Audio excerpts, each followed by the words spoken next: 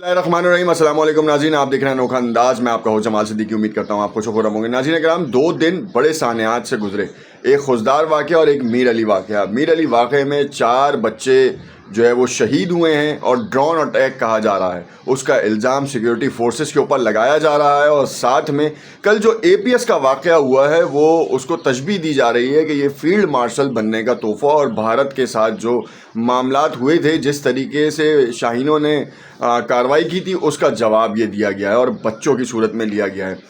अब मामला सारा ये है कि एक तरफ अगर आप सिर्फ खुले दिमाग से सोचें कि ड्रोन अटैक अगर हुआ है मीर अली में, तो उसके पार्ट्स मिले होंगे, उस पार्ट्स के ऊपर जो है बाकायदा तफसील होगी, कोई चीज़, कोई ऐसा हिंट सामने आएगा जिससे आपको ये मालूम होगा कि ये सिक्योरिटी फोर्सेस की कार्रवाई थी या किसी और की।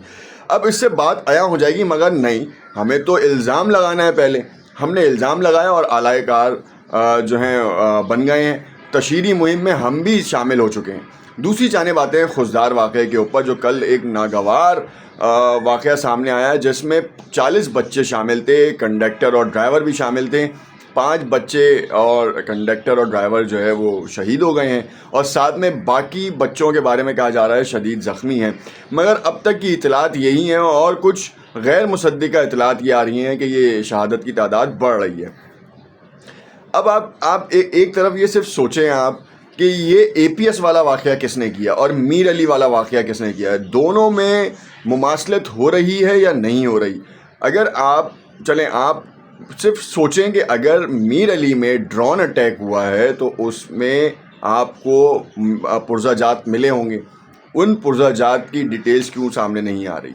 अगर आप सिर्फ़ और सिर्फ ज़बानी कलामी लफ्ज़ियों पे बिलीव करते हैं तो फिर तो आप जो है ना वो सिक्योरिटी फोर्सेस की धज्जियाँ बिखेरने में आप भी शामिल हो जाएं, और आप बहुत आसानी से जो है ना वो 4 लफ्ज़ लिख के चला सकते हैं। मगर कभी आप ये सोच सकते हैं कि क्या ड्रोन अटैक के बाद अब इतना ज़्यादा पावरफुल हो चुका है सोशल मीडिया कि वहाँ पर हर चीज़ आया हो सकती है, तो अब तक क्यों उनकी तस्वीर नहीं आई, या फैब्रिकेटेड अब पिक्चर्स सामने आएंगी और उसमें ये बताया जाएगा कि जी ये पाकिस्तानी फोर्सेस ये ड्रोन जो है ना वो इस्तेमाल करती थी और ये फटा है। कार्रवाइयाँ होए चले जा रही हैं। मई के महीने में सिर्फ आप बलूचिस्तान के इलाके में कार्रवाइयाँ देख लें कि अमन को ख़राब करने के लिए और रिफ्ट्स पैदा करने के लिए, अपनी खपत मिटाने के लिए कितने जो है ना वो ये हमले हुए हैं, और उनको रोकने में कितने फ़ौजी जवानों ने जाम शहादत नोश किया, साथ में सिविलियंस ने जाम शहादत नोश किए। सिर्फ आप कुछ भी नहीं करें, जिन जगहों से ये सवालात आपके जहनों में उभरे हैं कि ये सिक्योरिटी फोर्सेस ने कराया है मीर अली वाला वाक़या, वहीं से आप जाके देख लें और उनकी पूरी हिस्ट्री देख लें कि वो किसके ऊपर इल्ज़ाम तराशी कर रहे हैं। फील्ड मार्शल का लक़ब, खिताब या एजाज़ जो है देना किसकी सवाबदीद था, वो सबके सामने आया है। किसको सबसे ज़्यादा इससे परेशानी है, वो भी सबको आया है। मामला सारा ये है कि एक चीज़ के ऊपर रखते हुए दूसरी चीज़ के ऊपर से आपको जो है ना वो नज़र हटाने की ज़रूरत नहीं है कि इस वक्त आप देखें कि APS आने के ऊपर ये एक बहुत बड़ा डिज़ास्टर है। उसमें आप अगर ये बात कहते हैं कि सिक्योरिटी इदारों के ऊपर और उनकी नाअहली है, तो भाई मसला ये है कि ये जिन्होंने किया वो हम जैसे लोगों में से ही हैं। पाकिस्तान की सिक्योरिटी फोर्सेस को आज से नहीं, पिछले 20 सालों से तो बहुत ज़्यादा ये फेस करना पड़ रहा है कि हमारे अपने ही सादा लो अफराद जिनकी जहन साजी की जाती है और उनको तखरीब कारी में इस्तेमाल किया जाता है, और उसमें कौन मुलव्विस है बताने की ज़रूरत नहीं है।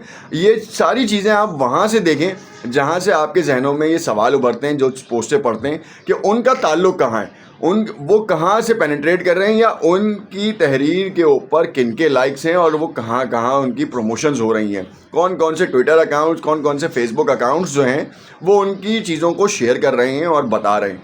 ये आपके लिए बहुत आसान है, सिर्फ आपको पता चल जाएगा। ये कोई आपको यूट्यूबर या मीडिया पे बैठा हुआ सहाफ़ी आपको ये बात नहीं बताएगा। क्यों? क्योंकि इससे बात बहुत खुल जाएगी, उससे ये तमाम चीज़ें सामने आ जाएंगी।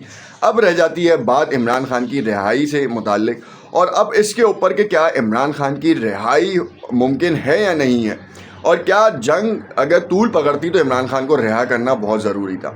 तो मामला सारा ये है कि इस वक्त कोर्ट में मैटर्स चल रहे हैं, सियासी बुनियादों के ऊपर हों, ये एक अलग फहरिस्त है जिसमें सब जुडिस मैटर्स भी हैं। पॉलीग्राफिक टेस्ट से इनकार का मामला भी सामने आया। میں صرف ایک بات جانتا ہوں اور یہ بات آپ سب کے لیے بھی بڑی ضروری ہے. اگر پاکستان کے مستقبل کے لیے ضروری ہے عمران خان کا باہر آنا تو پھر ہم تمام مقتدر حلقوں سے یہ گزارش کرتے ہیں کہ آپ اس بات کو سنجیدگی سے لیں. مگر اگر آپ یہ سمجھیں کہ جلسے جلوس احتجاج سے عمران خان باہر آ جائیں گے تو آپ کو یہ جو بات باور کرا رہا ہے یہ وہی احمقانہ سوچ ہے اور احمقانہ بات ہے، کیونکہ ان تمام طریقوں سے عمران خان کسی بھی صورت باہر نہیں آ سکتے. آپ چاہے اڈیالہ کے باہر دھرنا دے دیں، آپ چاہے اٹک پل کے اوپر لوگوں کو جمع کر لیں، آپ چاہے حکومتی مشینری استعمال کر لیں، آپ چاہے جو ہے وہ تخریب کاری کا ذریعہ استعمال کر لیں، یہ نہیں ہو سکتا. سب سے بڑا مسئلہ سارا یہ ہے کہ تحریک انصاف کے اندر کی جو رفٹس ہیں نا، ان کی وجہ سے عمران خان تو ویسے ہی باہر نہیں آ رہے، اور تحریک کو جتنا نقصان رہنماؤں کی جانب سے پہنچ رہا ہے اور کبھی بھی نہیں. جو نظریاتی کارکن ہے نا وہ پیچھے ہٹنا شروع ہو گیا کیونکہ نظریہ ختم ہو گیا ہے اور معاملہ صرف اور صرف اپنی سیاست چمکانے کا ہے. کیونکہ جیسے ہی عمران خان باہر آئیں گے تو ٹکٹ کی ڈسٹریبیوشن اور ایک نئی کہانی سامنے آ جائے گی.